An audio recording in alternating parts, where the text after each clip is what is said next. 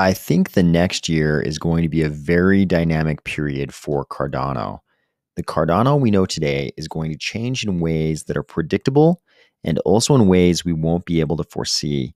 We're already seeing things today in Cardano DeFi that not many people would have predicted a week ago. And this theme is going to be hugely amplified once we have 500 projects on the blockchain.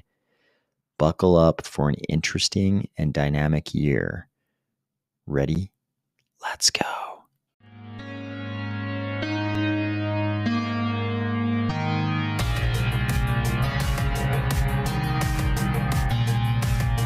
Today, we're going to discuss a big change in the Cardano TVL rankings, the dragon being up twirled tricks again, more evidence that the future of your online experiences will be more 3D than today, another Djed partnership, and an update on the Cardano Cops that we heard about some time ago.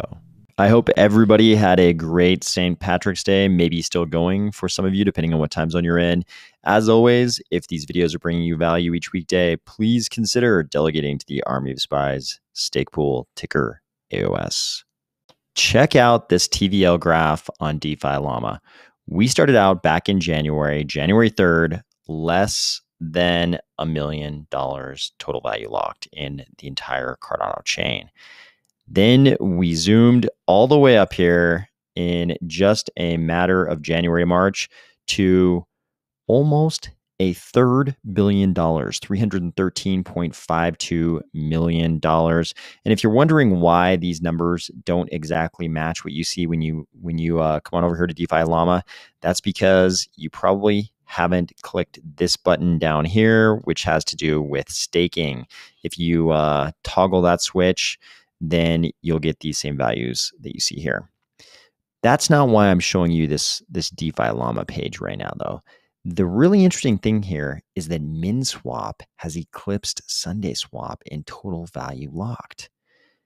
I think this is an indication of how fast things can change on the Cardano blockchain.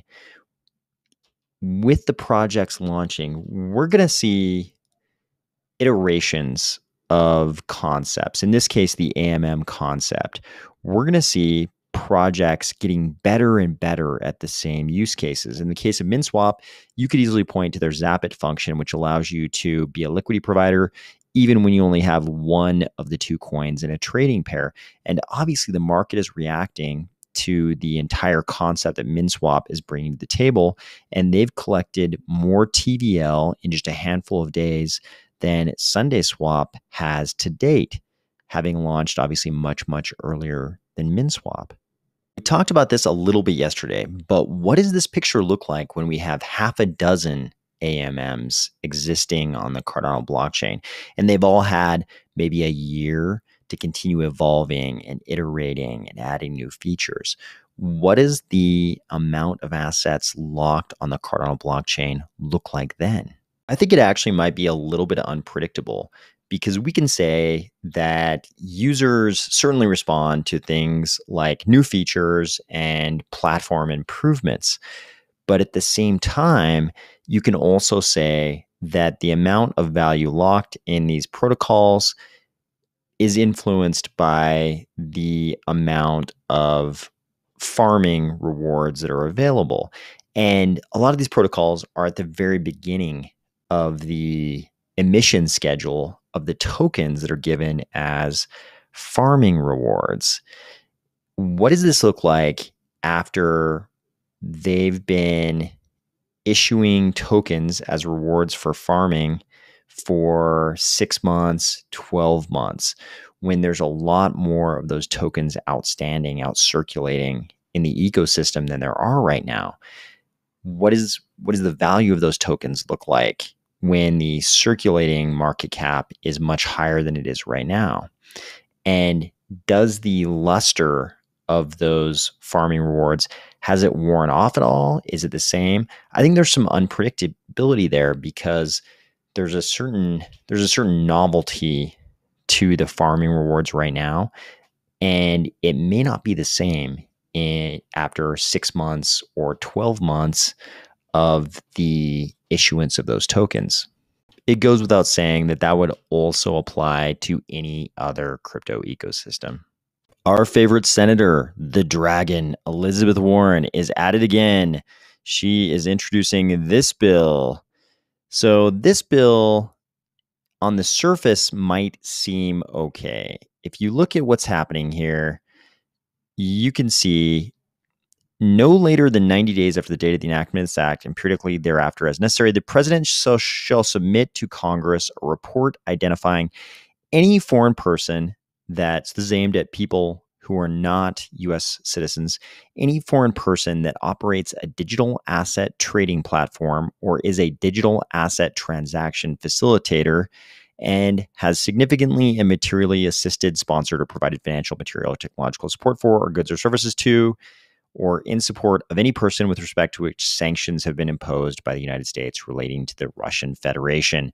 So this is after people related to Putin, all the oligarchs, all of the characters from the Russian Federation that have been sanctioned by the US and the other NATO allies. Sounds okay, right? You don't want the sanctioned individuals using crypto to transfer their funds, but then we have to look at the definition of some of these terms. Oh, and ramifications. Let's talk about what actually happens if the president identifies such a person. So if the president identifies such a person, to the extent necessary, the president may exercise all the powers granted to the president to the extent necessary to block and prohibit all transactions in property and interests in property of a foreign person identified in this type of report if such property and interests in property are in the United States, come within the United States, or come within the possession or control of the United States. So any of their property that touches the United States can reach out and grab shall be frozen, basically. Really serious problems become exposed here when we look at the definition of digital asset transaction facilitator. If we scroll up just a tiny bit, we see that that definition encompasses any person or group of persons that significantly and materially facilitates the purchase, sell, lending, borrowing, exchange, custody, holding, validation, or creation of digital assets on the account of others, including any communication protocol, decentralized finance technology, smart contract, or other software, including open source computer code deployed through the use of distributed ledger or any similar technology, and that provides a mechanism for multiple users to purchase, sell, lend, borrow, or trade digital assets. And then they go on and try to include even other additional people. This basically encompasses everyone who's ever done anything in crypto that might be used to do anything with any crypto asset. Even, I mean, you notice even software publishers, anyone who pushes software out into the public, even if that software is open source. If you've created open source computer code and an oligarch decides to use that to transfer some funds, it's very easy to argue that you'd fall within these provisions. This is classic overly broad language that pulls in way too many people. And obviously people are sounding the alarm on a lot of this, including this open source software piece.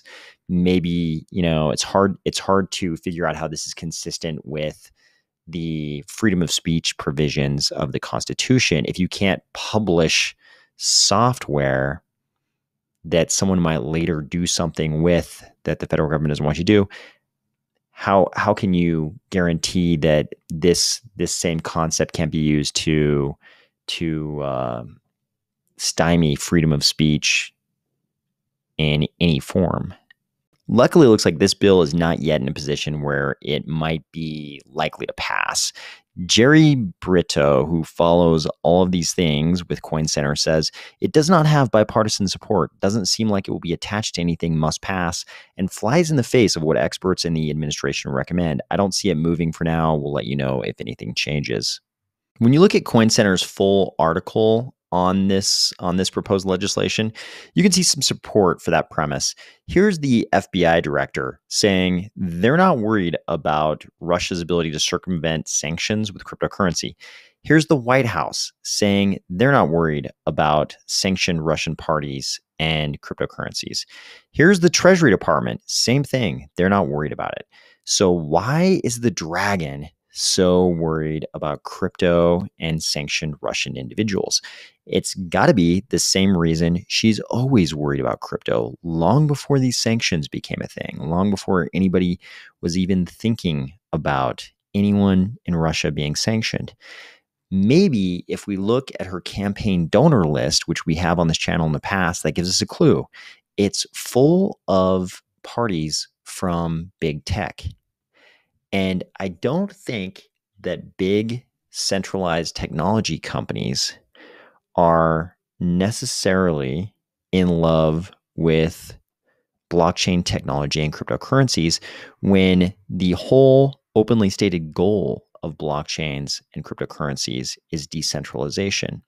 They have centralized monopolies, and the entire ethos in crypto is to decentralize everything. I don't think these big tech companies are calling up the dragon and begging her not to introduce anti-crypto legislation. Hopefully Coin Center is correct and this doesn't go anywhere. Here's some interesting metaverse news. Indigo says Indigo Metacademy Catalyst Fund 8 proposal. This initiative brings an Indigo educational environment to developing metaverse projects. This will add new ways to learn and interact with Indigo and DeFi related educational content.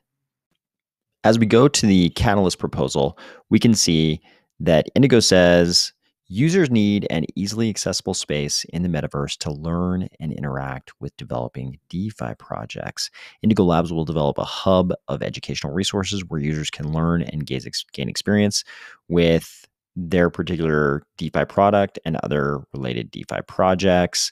They say the proposal will bring an Indigo Academy educational library focused on synthetic assets and their uses to the Cardano ecosystem, all within the metaverse. Indigo has already partnered with Met Adams, owns an estate in Pavia, and developing with the Cornucopia's Metaverse project.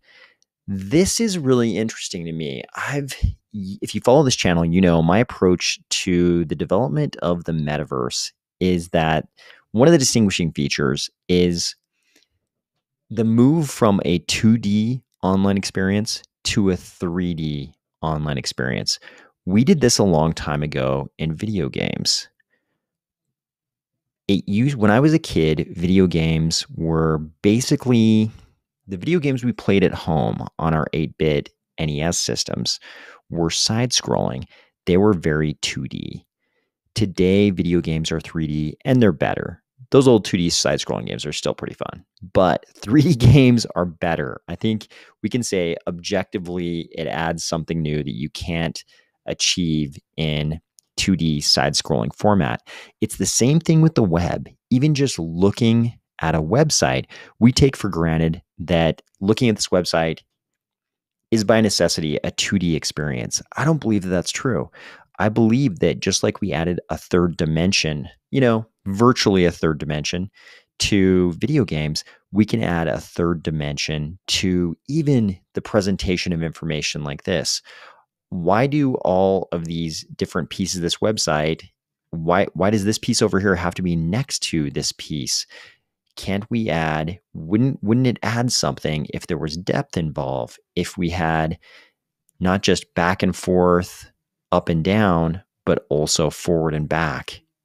Wouldn't that enable new things with even just the simple presentation of information here that aren't possible in 2D? I think that's the case. And I think that'll be one of the distinguishing features of the development of the metaverse in general.